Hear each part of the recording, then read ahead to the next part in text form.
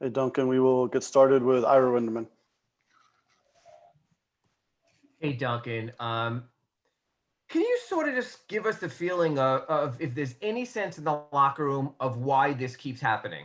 That this isn't the first time we've seen this. What is the common theme at the end of these games that it turns out like it did? It's obviously not the same thing every game, but just to probably sum it up, probably just be, we're not making enough winning plays down the stretch of games. And, if you don't do that, you're not going to win. So, definitely, obviously, something we got to figure out. Is it an effort thing? Is it not playing smart? Is it simply not making the skill plays at the end? In other words, which of those things is it? I mean, or is it a combination? Probably a combination. I think I don't think it's just one thing. I don't think it's that simple. And I don't think it's really effort. I think everyone wants to win. I know everyone wants to win. But yeah, I'll probably say a combination. When you guys were in the bubble at Disney, I mean, everything was in lockstep. You sort of hit a rhythm and everything like that. When we saw the recent 4-game winning streak, there was a thought you were getting back to that. What happened from that winning streak to these last few games? Was there something particular you got away from? Was it a step up the level of competition? I would probably say, we had some pretty good connection over that 4-game win streak, and on both sides of the ball, we were pretty connected, and we were still making mistakes, but we were playing hard and limiting mistakes. I think lately, obviously, in this little 3-game skid, that hasn't been the case. We just haven't been as tight and together as we were over that stretch.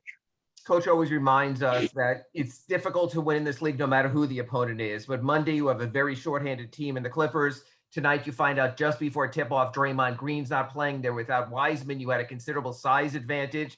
How frustrating was it at the end just to see them get those offensive rebounds when really the one advantage you had in this game was the size advantage, and you had a considerable rebounding advantage for most of the night? Thank you, Duncan.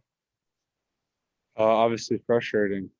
The entire game, was full of frustrating stretches. So, like you said, on paper, we probably had that advantage, but obviously, they were taking advantage of it down the stretch. So, yeah, frustrating for sure.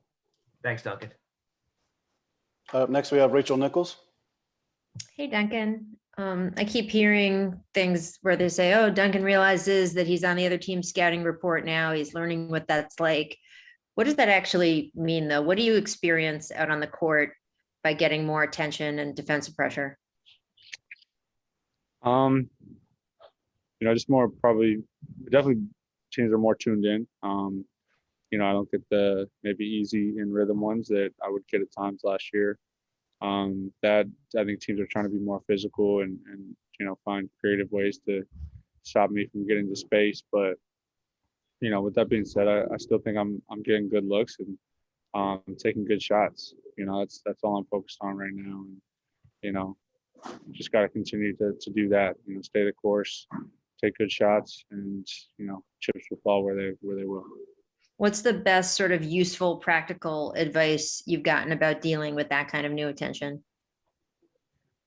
I've gotten a lot, from a lot of different directions, which I'm appreciative of. I think probably, just the best is just to be persistent, stay with it. And, it's a good thing that you're showing up on scouting reports. It means you're doing something right. And, it's not like it's similar to any other, form of adversity or challenge that I've faced in my career. Just gotta, stick with it, find ways to still be effective, and not plan on doing that.